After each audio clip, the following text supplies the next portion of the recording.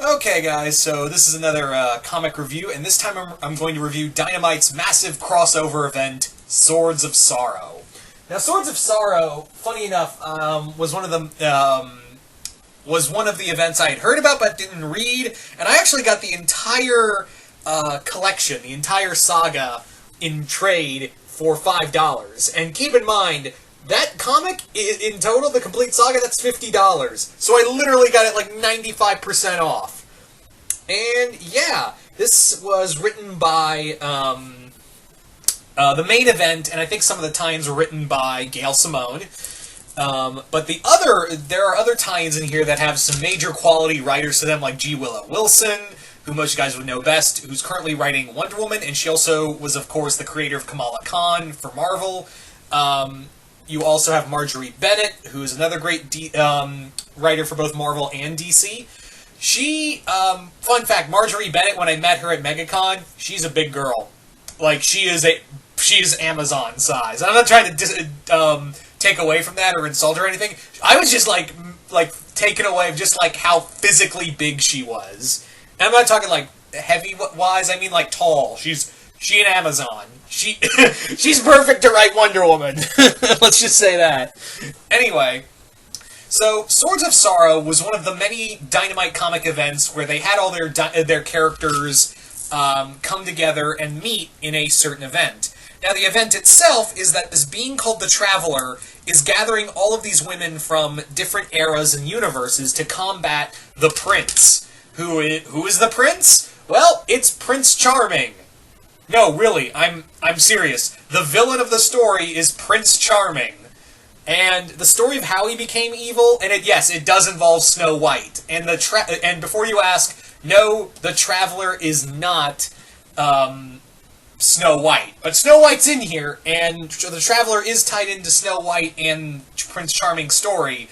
But no, she is not Snow White. But yeah, and also, this also crosses over with not only Dynamite, but also the characters from Chaos Comics, who were like Purgatory and Chastity, Hell, those characters, yeah, because Chaos Comics is under Dynamite, so it was Chaos versus Dynamite, and the characters from Chaos are actually working for the Prince, so in a weird way, it's Chaos versus Dynamite. Now, this comic event was 6 issues long, but this also includes the tie-ins, which range from one-shots to a few miniseries, which is weird because a lot of the miniseries tie-ins are just 3 issues long, but for some reason the Vampirella Jennifer Blood crossover is 4 issues long, and I feel like it should have been 1 issue less. And that's the thing, a lot of these tie-ins feel really superfluous. Like, they feel like they have nothing to... It's not till, like, towards the end they really feel like they're crossing over. This feels like, yeah, it's tied into this massive event. And some of these crossovers are really good.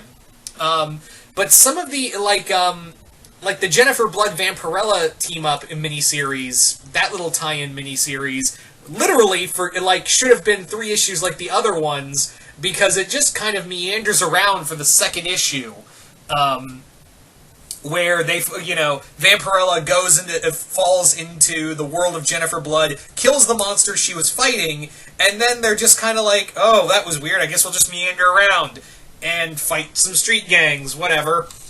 But where the other ones, like Jana the Jungle Girl with Red Sonja and Dejah Torres, the bride of John Carter, the Princess of Mars, her team up with Irene Adler, who is the lover of Sherlock Holmes. Those ones are 3 issues long and are pretty concise. But the problem is that some of these especially the Princess of Mars Irene Adler team up, where it's not even really like a team up. In fact, it has hardly jack shit to do with the main event of all of the characters meeting. But you've got some deep-cut characters in here, like Miss Fury, you've got Lady Rawhide, you've got also Lady Zorro, you also have, like, Jane Porter, who is the wife of Tarzan, and actually, she has some of the best lines in the story. Jane actually has some of the best lines in this comic, where she's like, where she's teamed up with Pantha, and Jane is like, Panther's giving off all these titles, and Jane's like, well, fuck, I don't have that. And it's not till the end where she's shooting a monster in the face and giving off, like, I am the wife of Tarzan, the son of Korak, the mother of Korak, the queen of Africa, you will damn well respect me. Now, the other big thing with this crossover was that each of these characters are given these things called the Swords of Sorrow, which are weapons that can hurt the prince's army called the Shard Men. And the Shard Men are basically men who are who died condemning women. And this is the thing, you may be thinking, oh, this comic is like ultra-feminist, this comic is like super-duper feminist. Not really. I mean, they do make a few digs here and there, but it's not like, oh, men just suck and women are 100% awesome. It's not like that. It's not like over-the-top feminism. It's more like, yeah, you know, these men are kind of shitty, but they at least acknowledge that they're like multiple times in this comic where they'll be like, yeah, not all men are this shitty, but these are some really shitty men. So yeah, so it doesn't like play like all men are like. That's what I like about this event, is that it like, even though it's very female oriented, it doesn't hit you over the head with like super feminism or anything. You know, not that there's anything wrong with feminism. I'm just saying, like, it's not going down the route of feminism, like, oh, all men are evil and they're assholes and idiots and they just want to hurt women.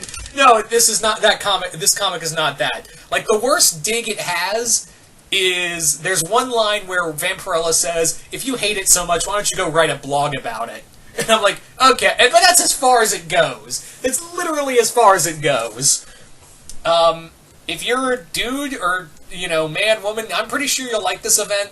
Like I said, I felt like a lot of the tie-ins were pretty superfluous and didn't really have much to do with the main story, except for the Jaina and Red Sonja crossover. The Dija Torres and Irene Adler team up had literally jack shit to do with the story, except for mentioning the swords. The Vampirella Jennifer Blood one, that one just kind of dragged on and didn't get to the main story till the last issue. But, you know, at the same time, while I'm saying, like, these tie-ins were pretty, were pretty, like, kind of useless, I will say that that's per the course of all events, whether they be Marvel, DC, or independent.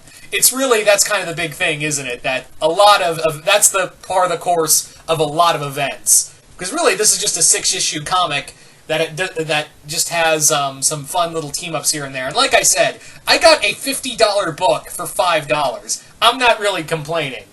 But if you can find it, I got this out of a bargain bin while I was at MegaCon, and Chris was there, and he told me this was really good. I thought this was pretty fine. The main story's pretty good.